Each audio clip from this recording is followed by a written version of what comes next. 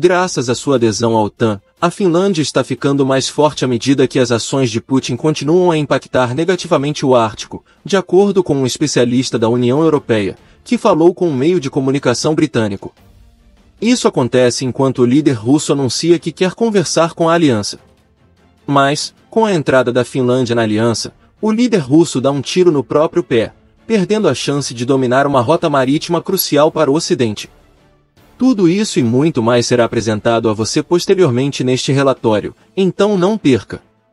A gente te conta o que ninguém está falando, por isso te convido a assistir essa análise até o final, para você tirar suas próprias conclusões, e não esperar que alguém te diga. Agradecimento especial a Carlos Luiz, pelas doações para a manutenção do canal, e pelo importante apoio ao nosso trabalho jornalístico. A Carlos Luiz enviamos os mais calorosos cumprimentos de toda a equipa. O especialista destacou que as forças militares finlandesas estão prontas para enfrentar as provocações da Rússia dentro do Círculo Polar Ártico. Curiosamente, o especialista referiu-se especificamente aos benefícios que a colaboração da Finlândia com a NATO trará para as operações militares de frio do país. Eventos recentes sobre a adesão da Finlândia à OTAN podem ter ramificações para as ambições estratégicas de Vladimir Putin no Ártico. À medida que a associação da Finlândia com a aliança defensiva se fortalece, aumenta o potencial para operações de clima frio aprimoradas na região. Michel McNamara, pesquisador do Instituto Finlandês de Assuntos Internacionais, enfatizou o aumento da postura de segurança que esse movimento fornece para a alta estratégia do Ártico. Na realidade, o mundo democrático também ficou muito preocupado com as ambições excessivas de Moscou no Ártico. Um relatório de inteligência dos Estados Unidos confirmou o que disse o informante oligarca à revista Objective Journalism Magazine News, quando disse que o Kremlin também pretendia tomar o Ártico. É por isso que a Rússia é o país que mais investiu em uma grande frota de quebra-gelos, para dominar o transporte marítimo mundial na área. Este corredor é essencial para as frotas de transporte de carga, óleo e gás, para baratear custos e diminuir os prazos de entrega das mercadorias. Mas o que o líder soviético está tramando? Nada mais, nada menos do que assumir as rotas do norte, aproveitar parte do infeliz degelo do Ártico, cobrar pelos vãos que seus quebra-gelos abrem, e posicionar-se numa zona que é patrimônio mundial. Mas você sabe o que? O tiro saiu pela culatra novamente. Com a entrada da Finlândia na OTAN, ela não poderá mais nem mesmo intimidar este país, para fazer o que quiser. E repetimos novamente. Esta situação foi causada pelo próprio líder russo e não por iniciativa da Finlândia ou da OTAN. Mas é claro que, como sempre, todo o Ocidente o culpa. Putin deu um tiro no próprio pé. Deixe-nos saber, o que você pensa sobre isso? Em suas fronteiras, a Finlândia tem a oportunidade de influenciar a política contra Putin. Depois de colaborar com a OTAN no exterior por algum tempo, a Finlândia agora tem a chance de moldar a política mundial a partir de uma posição de poder. Um pesquisador observou que as tropas da OTAN puderam participar de exercícios em clima frio na Finlândia, o que ampliou sua compreensão da área e da variedade de obstáculos que enfrentam. Em Helsinki, McNamara disse que, na última década, a Finlândia colaborou extensivamente com a OTAN, dando às forças da aliança a oportunidade de superar obstáculos no Ártico, participando de vários exercícios em clima frio. Consequentemente, as equipes não nórdicas da OTAN também puderam se familiarizar com as complexidades operacionais da região. O extremo norte é atormentado por rivalidades geopolíticas, com vários estados, incluindo a Rússia, competindo pelo poder na área. De forma a reforçar a sua consciência situacional, e em caso de quebra de segurança, a OTAN já nomeou a Finlândia como membro de pleno direito, permitindo seu envolvimento direto em todo o planeamento de políticas. Naturalmente, o Kremlin não está particularmente feliz com este desenvolvimento, uma situação que o próprio Putin encorajou, com sua invasão injustificada da Ucrânia. Manter sua autonomia e resistir à invasão de potências estrangeiras no Alto Ártico é uma prioridade para a Rússia. Por meio da expansão de suas capacidades militares, do fortalecimento da infraestrutura e do envio de tropas, Moscou está tomando medidas para atingir esse objetivo. O Kremlin introduziu novos equipamentos de guerra para apoiar seus esforços no Ártico. A Rússia está priorizando a salvaguarda de suas fronteiras e projetando sua influência no Ártico com táticas militares. Uma das estratégias de Moscou, para conter um ataque ucraniano perto de Bakhmut, foi posta em prática quando Putin recorreu a medidas astutas, como a construção de escritórios e postos de comando, que espelham seu governo russo e suas instituições militares. Da mesma forma, construiu bases militares, como se o Ártico lhe pertencesse, violando convenções internacionais sobre fronteiras.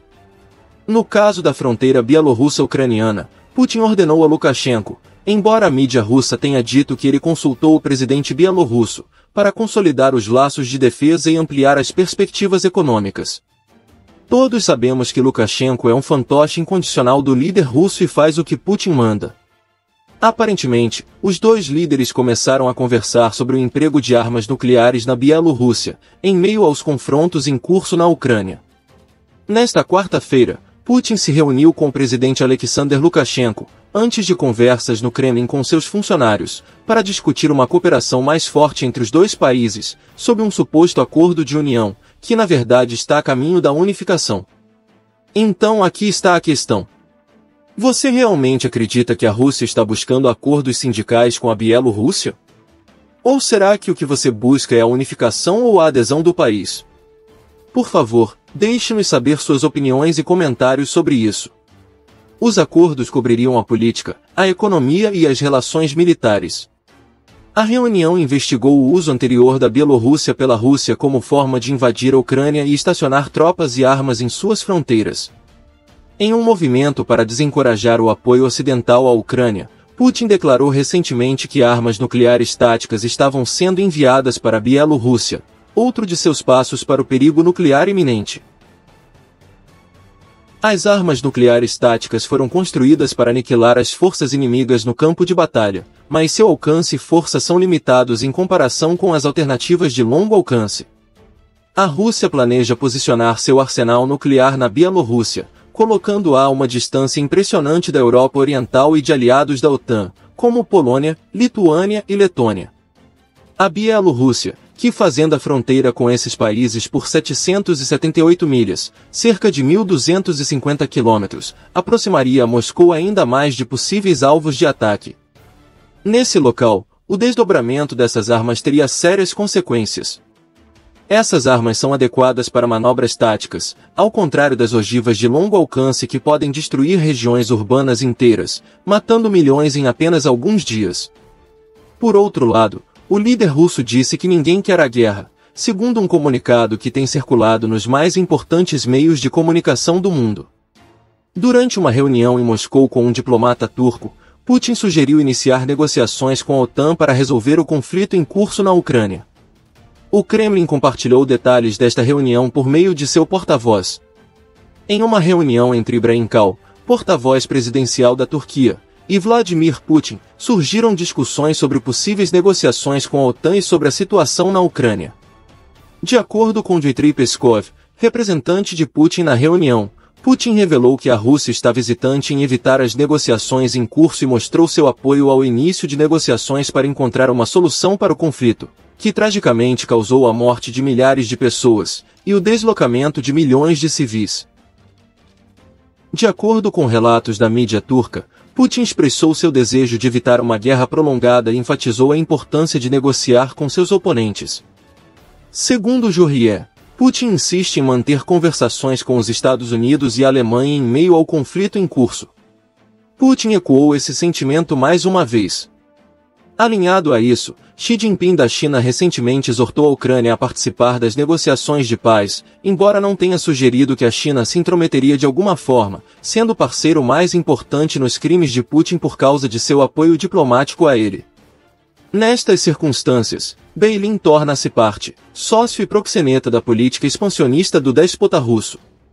Instando Xi Jinping a argumentar com a Rússia, o presidente Emmanuel Macron enfatizou a necessidade de o Ocidente reconhecer seus termos. No entanto, uma solução não pode ser alcançada a menos que todas as partes estejam dispostas a trabalhar para isso. Por sua vez, o embaixador ucraniano emitiu um alerta ousado ao Kremlin. Lutaremos até o fim, você ou nós. Enquanto a Rússia está em uma posição vulnerável, Vadim Pristaiko, o embaixador ucraniano, não tem a menor intenção de entrar em diálogo com Putin. A solução definitiva para o problema em questão é a eliminação da presença russa em toda a Ucrânia. No ano passado, a China declarou sua amizade inquebrantável com Moscou, antes do início da invasão.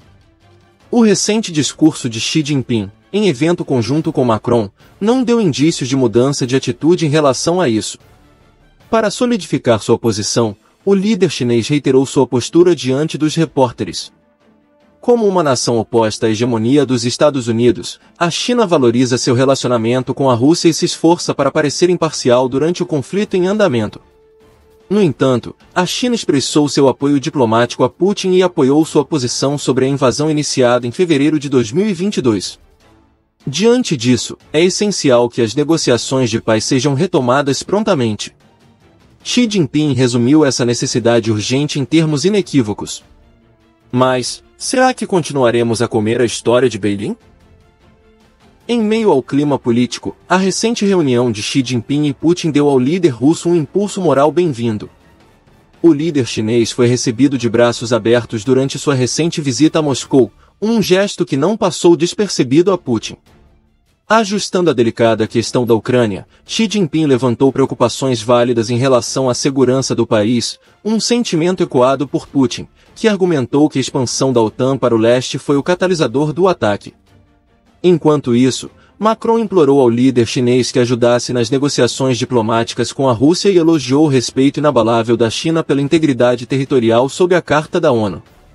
O presidente francês, na sequência da declaração de Putin, considerou que a proposta de colocação de armas nucleares na Bielorrússia é uma violação das obrigações globais e dos pactos feitos com a administração chinesa. O que precisa ser focado agora, segundo o presidente francês, é estabelecer uma sensação duradoura de calma. Num gesto de união, Ursula von der Leyen, presidente da Comissão Europeia, e Macron, presidente da França, compareceram a Beilin para demonstrar a força da Europa. É claro que a China está atenta a esta demonstração de solidariedade, assegurou o diplomata. Fique atento ao desenvolvimento da guerra na Ucrânia, porque aqui contamos o que ninguém está dizendo. Com esses elementos que acabamos de apresentar, você já pode tirar suas próprias conclusões.